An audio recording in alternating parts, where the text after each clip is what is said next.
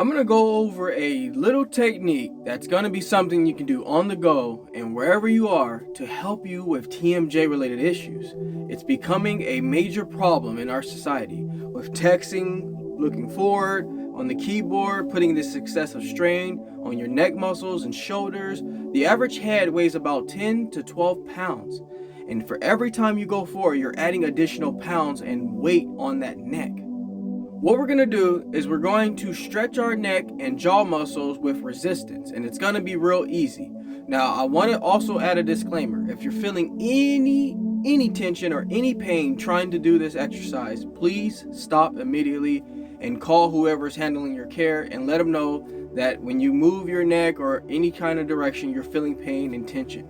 What we're going to do is we're going to locate something called the suboccipital bone. It's just behind the base of the skull. Right as your head starts to curve over, you'll feel the suboccipital bone. Well, there are muscles inside of that bone called the suboccipital muscles. What happens is those muscles get tight, primarily due to posture, poor posture, and texting, leaning down. And all the remote work that's going on now, we're not getting up and moving off it. And we want to also locate something called the splenius capitis muscle.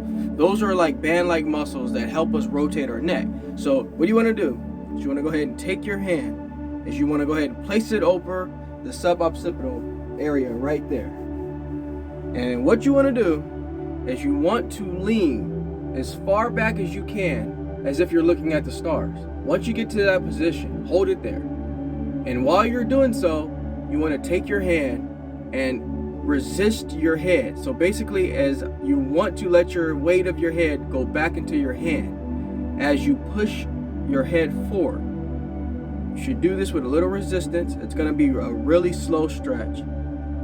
And you're resisting, but your hand is forcing you to kind of go up.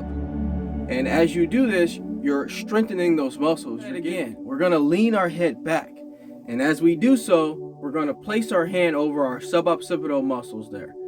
And we want to go back again as if you're looking at the stars, the top of a tree, anything to know when to stop. Then you want to give it a little firm press while resisting your head, and your hand is going to stabilize that muscle. You should have felt something doing that. I felt a couple of little pops there in the back of my neck area. Obviously, we're just releasing toxins, but in this sense here, you're strengthening those muscles. You want to keep your head up as possible, as much as possible. Of course, you don't want to stay in that position, but the idea here is to reverse what's been done with forward head posture. Forward head posture is what's causing all of these symptoms, most likely. Of course, there's maybe underlying conditions that you're dealing with, or problems with sinuses, or getting over a cold. So yeah, you may have other issues of inflammation, things like that going on, but primarily it's going to be a mechanical issue, and it's going to need strengthening those muscles in order to heal from this condition. Remember, the ultimate thing here of why you have TMJ, why you're having jaw problems, neck problems, and shoulder problems is weakness. A lot of the times we think it's more to it than that. It's weakness and the muscles not taking time to stretch. They need to be flimsy in order to heal from these conditions. It's really odd to say that a muscle is weak but yet very tense. So you need to keep that in mind when you're trying to figure out what's going on. You don't have to look in 300 different directions. Just keep in mind that it has a lot to do with weakness and the lack of stretching that's going on. Improving the mobility of those muscles is going to help heal you from all the things that you're going through. When you go and see a doctor, they kind of listen to what you're saying, but at the same time, it takes more digging than just the surface itself. It takes more than if you go in with blocked ears to say, hey, you have allergies, take these nasal steroids or these ear drops and that will go away. Again, it has a lot to do with the mechanics of the body and the upright position of the body and how we should be most of the time. How often are you really asked, how's your posture? That should be number one, in my opinion. When you go in with problems with ears, problems with necks, shoulders, things like that, I would always start with the basics. How's your posture?